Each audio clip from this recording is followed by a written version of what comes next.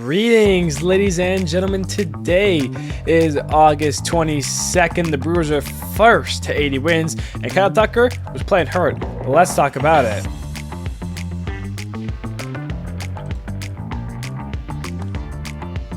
Hello, everybody. My name is Steven. This is the middle of the order. How are we doing today? Ladies and gentlemen, I am bringing to you guys a different episode than usual because it needs to be much shorter. I am in a bit of a rush for my daily activities today, so we're going to get a shortened episode, a shortened series recap, and basically everything done pretty fast. So with that being said, let's dive into our series recap. Leading us off, we have the Oilers and the Red Sox. They played a two-game mini-series in which Baltimore took both 6-3 and 4-3. That second game went into the 11th inning. Boston struggling.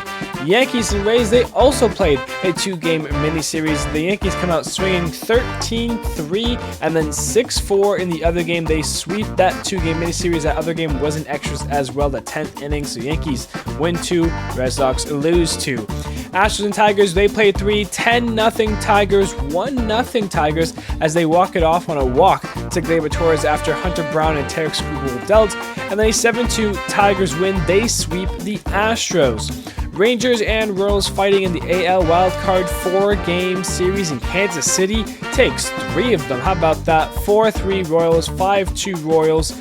Broken up by a 6-3 Rangers win before the Royals take the last game 6-4. A huge week for Kansas City as Texas continues. A's and Twins, they played a 3-game series. The A's sweep that series, 6-3 A's, 4-2 A's in the 10th inning, and then 8-3 A's. They take all 3. Reds and Angels, Cincy keeps fighting the Mets for the wild card. 4-1 Cincy, 6-4 Cincy, but they cannot find the sweep. The Angels win the last game 2-1, but take 2 of 3 from the Halos. Mariners and Phillies. Hey, Astros got swept. Big chance for the Mariners. They get swept also. The Phillies come in 12-7, 6-4, 11-2. So the Mariners could have had great opportunities to tackle on games against the Astros. They failed the opportunity against the better team in the Phillies, who sweep the Mariners. White Sox and Braves. The White Sox opened it up with a 13-9 victory before the Braves took the next two 11-10 and 1-0 to take 2 of 3 from the White Sox. Mets and Nationals. The Mets opened up with an 8-1 win before losing the next two 5-4 and 9-3. They lose a game on Cincinnati, who are now half a game behind the Mets for the last wild card spot. Cardinals and Marlins, 8-3 Cardinals, 7-4 Cardinals, 6-2 Marlins. To avoid the sweep, Cardinals take 2 of 3. The big one, the Brewers and Cubs for 5. The Monday doubleheader was postponed to the Tuesday doubleheader, but they do get in one game on Monday. It's 7-0 Milwaukee as they take the first game. But here come the Cubs, 6-4, 4-1 for the doubleheader wins for the Cubs. Then a 4-3 victory. They could take 4 of 5, but lose the last game. The Brewers win their 80th game on the season. They win that one 4-1.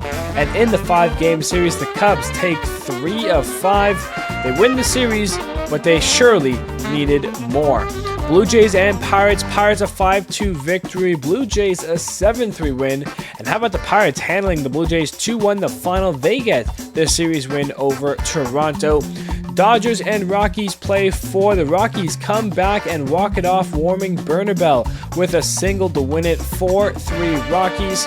11-4 Dodgers in the next game. 8-3 Rockies the third game. And then 9-5 Dodgers. They split the 4-game set 2 apiece.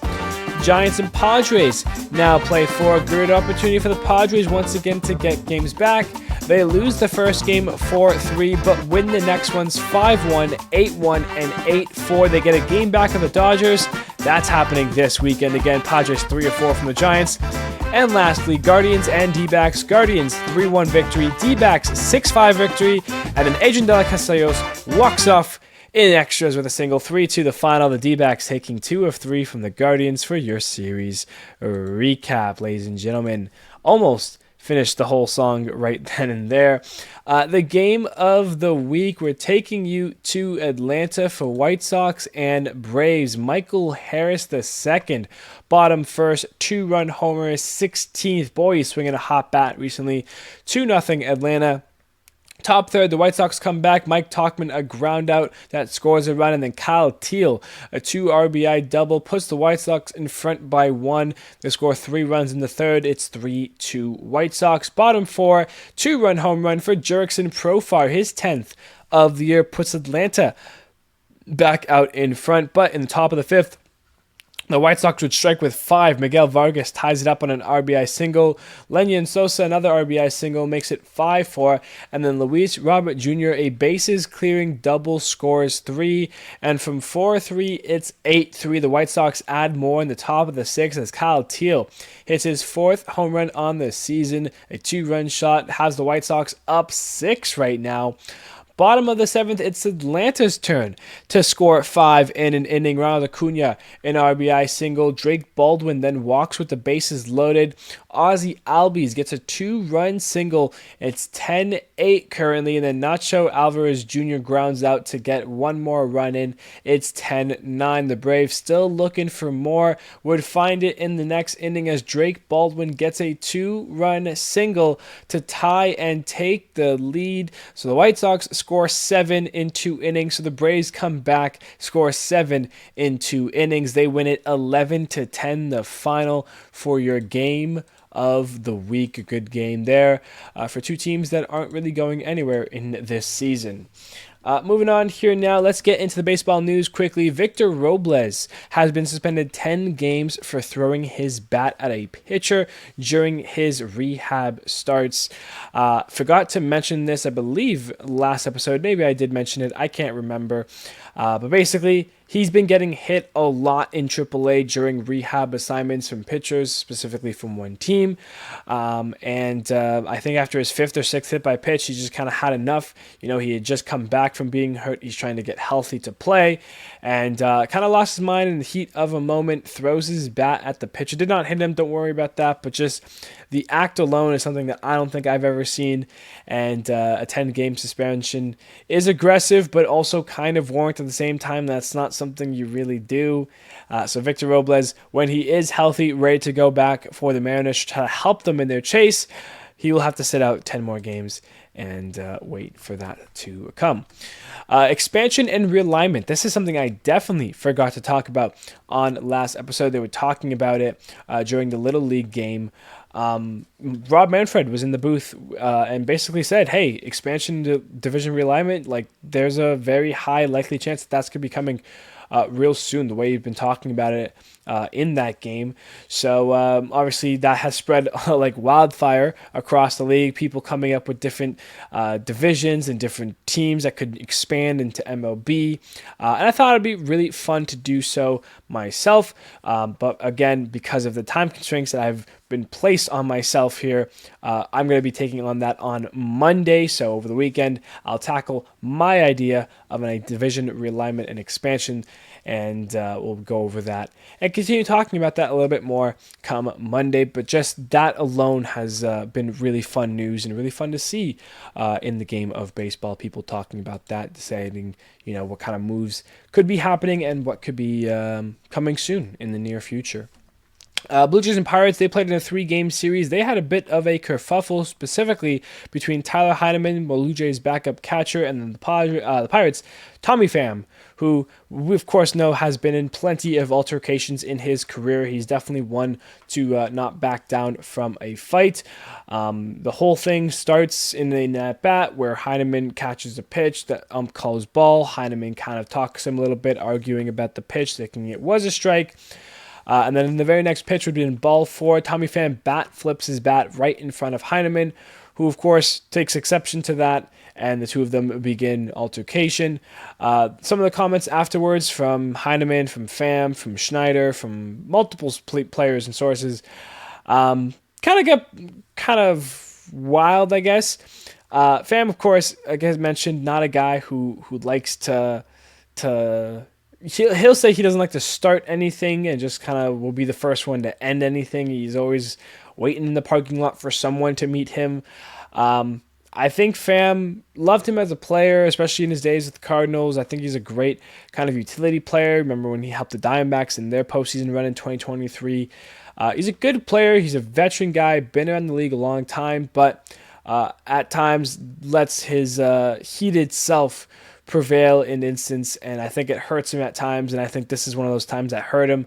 Don't want to say too much on it, just in case I ever meet the guy. Don't want him to bring this back in my face and try to hit me, but I think Tommy Pham can get a little bit overly exerted in certain situations like this. I think this is one of those things where Hyman was talking to the umpire. You didn't like it, but at the same time, too, all the extra stuff that came afterwards just kind of wasn't necessary. But Tommy Pham kind of got some revenge in that final game. He didn't play in the second game, but in that third game, he was the one that delivered the 2 RBIs that day for the Pirates that beat the Blue Jays for the win. So a little bit of revenge there for Pham if he felt like he needed some. Prospects are on the way currently. We're getting close to September call-ups where each team will add 2 more roster spots, but we're getting some early on here. The Pirates are calling up one of their top prospects, Bubba Chandler, to make a start, I believe, this weekend for Pittsburgh, which is always fun. The Rays are calling up one of their top hitting prospects, Carson Williams, to join the squad, try to help them in any way they can here. And then I'm not even sure if I should try to pronounce this. Josh Nixon is what I'm going to say right now until I can hear it in the game. Garcia, he plays for the Red Sox. He is also known as the Password because of his last name. Those 3 players are all getting called up. Of course, Garcia is heading to New York to help Boston take on the Yankees, which is a big series there. So congrats to those 3 prospects. Make a name for yourself, and hopefully we'll see you more next year. Moving on here, I want to talk about Kyle Tucker a little bit here because he was one of the top players in baseball. He is one of the top players in baseball. There's a reason the Cubs traded for him. There's a reason the Cubs were first in the NL Central for a long time. It's the reason why the Cubs, kind of from the start of the season, were almost inevitably always going to make the postseason. Kyle Tucker was amazing. Then when you got closer to the All-Star game, you started to notice this big slump that he had been going on. After the All-Star game, it continued, and now even into most of August. Craig Counsell said that he was going to take some time to have Kyle Tucker seated on the bench just to get him right because they have been slumping as well as Tucker. You know, you kind of think, okay, your top hitter slumps, your team slumps, and you don't think there's a connection there. There is one. It was a crazy call to make saying, oh, we're going to bench our best player while we're chasing the Brewers for a division and trying to make the postseason. You trade for this guy. If he doesn't sign with you, you have this 1 year with him. I think you should be playing him until reports came out that said part of the reason for Kyle Tucker's massive slump here is apparently he has a hairline fracture in his right hand that he's been playing through, and this has been something that was in June. I'm not sure if it was something they've known about since June or if this hairline fracture happened in June and nobody knew about it. This is 2 different responses for me because the first one being, hey, right hand fracture, if you think you can keep playing, let's keep playing. That's one thing because that's part of Tucker's decision as well. I'm sure he had a say in that fact. Obviously, not helpful when you're playing, but 0 for 4, 0 for 5, big moments, lots of strikeouts. It doesn't help your team in that regard.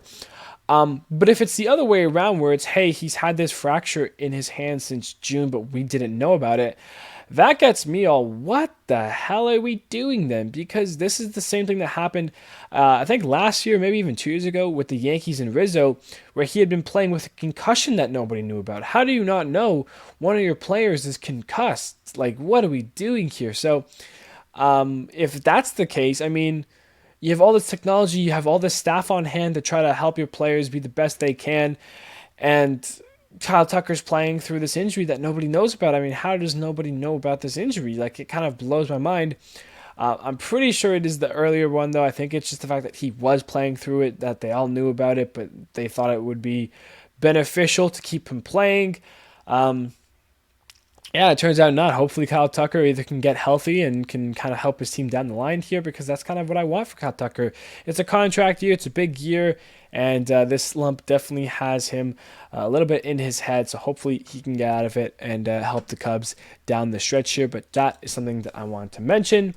Last thing to mention here is the Astros are bringing in Craig Kimbrel to help them in their postseason chase in their division race here. The Rookie of the Year, 9-time All-Star World Series champion, will join his 9th team in his 16-year career. Of course, this is coming after Josh Hader had been moved to the IL.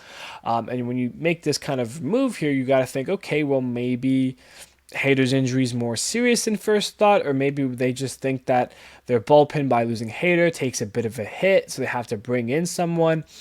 Kimbrel spent, last year with Baltimore, where he kind of struggled in 57 games, a 5.33 ERA, handling a couple saves there, 23 saves on the year for that.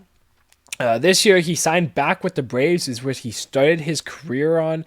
Spent 5 years in Atlanta from 2010 to 2014, where he was an all-star in 4 of them and top 10 in Cy Young voting in 4 of them, as well as MVP votes in 3 of those years. So, Kimbrel started off Atlanta really hot, got the chance to come back this year, and only made 1 appearance where he went 1 inning with 1 hit, 1 walk, and 1 strikeout before getting let go by Atlanta. Now he comes back this year with Houston. I mean, it's a short sample size, but that 1 start, no runs, that's what you're looking for. Not sure if he's going to end up in the closer role. I think Brian Abreu has kind of made that shift there for now. But helps the bullpen out while Hader gets healthy, and I think it's an important thing that the Astros did this. So good for the Astros, and Kimbrel getting some more playing time, which is what he wants in his career here. He still feels like he's got a little bit left in the tank, so he's trying to see what else he can bring. But that is the baseball news for the week here. Injury updates really quickly. Taylor Trammell from the Astros, 10-day IL with a strained neck. He made some really amazing catches over the week against Detroit, but a lot of them left him hurt. Falling back on his spine, falling back on himself. It's a couple of intense catches for Trammell there. Ha-Seong Kim from the Rays, 10-day IL, lower back inflammation. Adley Rutschman on the 10-day IL with a strained oblique. Francisco Alvarez on the 10-day IL with a sprained thumb. Jake Berger, 10-day IL with a sprained wrist. And then Austin Riley for the Braves has been announced that he has gotten core injury surgery, or will need core injury surgery, and he will miss the remaining of 2025. So those are your injury updates as we now look to the outstanding performances from the week here. We've got some good ones for you. Starting with Freddie Peralta, 6 innings, 1 hit, no earned runs, 3 walks, and 6 Ks. Jack Flaherty, 7 innings, 3 hits, no runs, 1 walk, 9 Ks. Trevor Rogers continues an outstanding year for himself. 7 innings, 4 hits, an earned run, a walk, and 7 Ks. David Peterson, brilliant for the Mets, 1 game, 8 innings, 4 hits, an earned run, a walk, and 10 strikeouts. Hunter Brown, 6 innings, 5 hits, no runs, 3 walks, 6 Ks. He was doing Tarek Skubal, who is just as good, 7 innings, 3 hits, no runs, 2 walks, and 10 strikeouts. He's up to 200 on the year. Jesus Luzardo for the Phillies, 6 innings, 3 hits, run, no walks, and 12 strikeouts. How about Parker Messick in his MLB debut with the Guardians? 6 2/3, 7 hits, an earned run, a walk, and 6 Ks. Hurston Waldrep getting some really good starts for Atlanta recently. 7 innings, 4 hits, no runs, a walk, and 7 Ks. And then Cam Schlittler against the Rays, 6 2/3, a hit, no runs, 2 walks, and 8 Ks. Those are your outstanding performances. We move on now to the stat leaderboard here, and there is a small change coming up. Judge still leading in average, 329. Instead of Bo Bichette, it is now Trey Turner that leads the league in hits, 158. Bo Bichette at 157, so that race heats up there. Cal Raleigh, the big dumper, still leading in home runs with 47. Kyle Schwarber was one of 3 guys to get over the 100 RBI mark this week, but Schwarber is at 109. He has that many RBIs on the year, leads the league. Ohtani leads the league in runs, still 120, probably will for the rest of the season because the next guy I think just got 100, so Ohtani clear of that. Soto kind of clearing walks, he's got 98. Devers kind of close in second, but Soto will continue to lead that category. Jose Caballero and Ramirez were tied last week at 35, while Caballero stole 5 bases. He's now leading the league with 40 stolen bases on the year, and then OPS still Aaron Judge 1.124. For pitching for wins, Freddie Peralta picked up his 15th win. He leads the league, 15 wins on the big league. Can he get to 20? ERA, still Paul Skeens, 2.16. Tarek Skubal up to 200 Ks, leads the league in strikeouts. And then we're back to a tie in saves as Robert Suarez is once again joined by Carlos Estevez from the Royals. 33 saves both for the closers here. And those are your current league leaders, your stat leaders.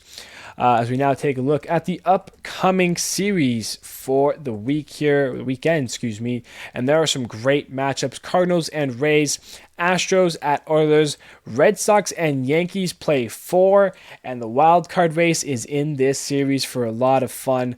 Excited about this one. Royals will take on the Tigers as they are now only 2 games back of a wild card spot after taking 3 or 4 from Texas and hunting down the Tigers. So if the Kansas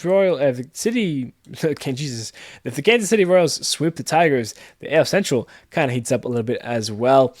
Twins and White Sox, Guardians and Rangers with the wild card hopes on the line. If the Guardians handle their own against Texas, I mean, the Rangers' hopes almost go goodbye after losing a series to the Royals and Guardians this late into the year. Cubs and Angels, A's at Mariners, Nationals at Phillies, Mets and Braves, Blue Jays at Marlins, Giants at Brewers, Rockies at Pirates, Reds at D-backs, and then Dodgers and Padres once again. They played last weekend in LA. They play this weekend in San Diego. And that brings us nicely into our series highlight, where I'm highlighting 2 series because that's how good baseball we have this weekend. Some intense series. Dodgers and Padres, Red Sox and Yankees, the all-time best rival in baseball versus the current top rival in baseball, the Dodgers and Padres. They are the current 1 and 2 seeds in the NL West. The Padres got 1 game back over the Dodgers this week after taking 3 or 4 from the Giants, while they got 2 against the Rockies. They are 1 game back of the Dodgers now. And again, if we go back to last week, they got swept in Dodger Stadium, playing them the 3-game sweep there. They're looking to handle their own. They're 8-2. They're 2-8 against the Dodgers this year, so not fun there. On the other side, the Red Sox and the Yankees are the current 2 and 3 seeds in the AL East, about 5 games back of the Blue Jays. They both are. They're the 1st and 2nd seeds, though, in the AL wild card as they enter this 4-game series, with the Red Sox being a game and a half back of the Yankees for the top seed. The Red Sox, though, in a current 3-game losing streak, while the Yankees on their best winning streak of the year, 5 straight, would look to make it continue on there. That's how they enter the 4-game series, because of course they already played yesterday, so that is already changed, whether it's now 2.5 games back, half a game back, the win streaks, loss streaks continuing. They already played yesterday for game 1. For game 2, it'll be Brian Bello, 9-6, 3.23 ERA, taking on Max Fried, who at the beginning of the year was so dominant, recently has been struggling. Can he figure it out? He's 13-5 with a 5.26 ERA. On Saturday for Game 3, Garrett Crochet's incredible year, 13-5, 2.43 ERA. He will go up against Will Warren for the Yankees, 7-5, a 4.25 ERA.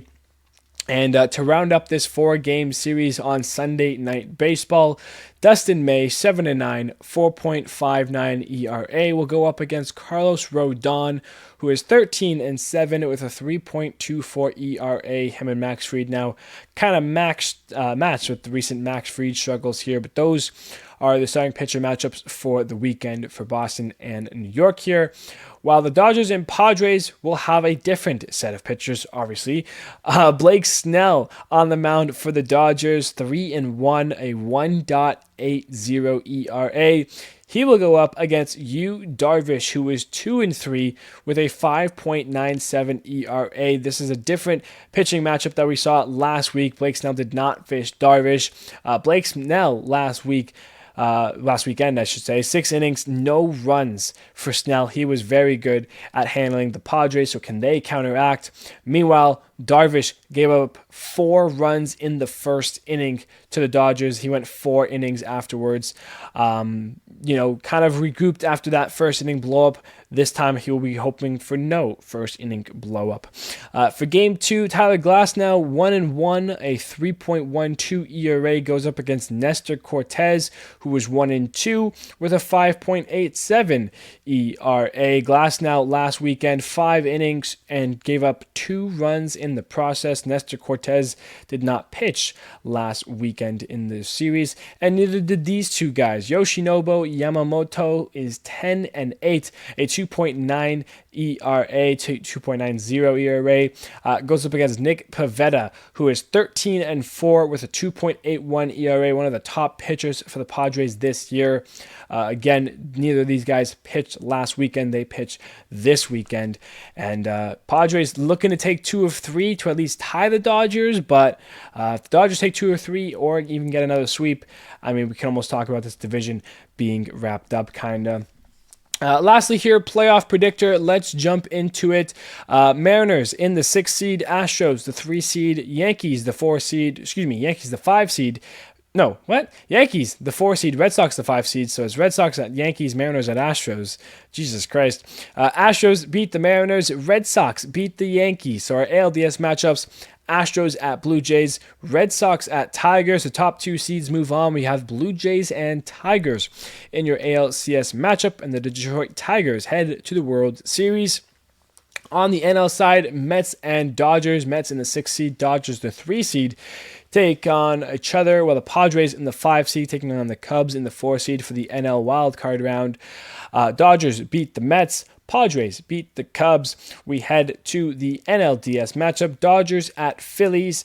Padres at Brewers, and it is the Padres that beat the Brewers and upset them. Meanwhile, the Phillies handled themselves against the Dodgers. So our NLCS matchup is the Padres and the Phillies, and the Phillies once again handling the NL West teams. They beat the Dodgers, beat the Padres. They head now to the World Series. We have Phillies and Tigers in the World Series matchup, and it is your Philadelphia Phillies that are your 2025 World Series champions. If the season started today, ladies and gentlemen, that is going to do it for our episode here today. I appreciate you guys joining me for this very shortened episode. Didn't really do much of a series recap. I hope that's okay this week. But I will be back on Monday. Should be ready to go. But I appreciate you all. Thank you, buddy, so much. And I will see you on Monday.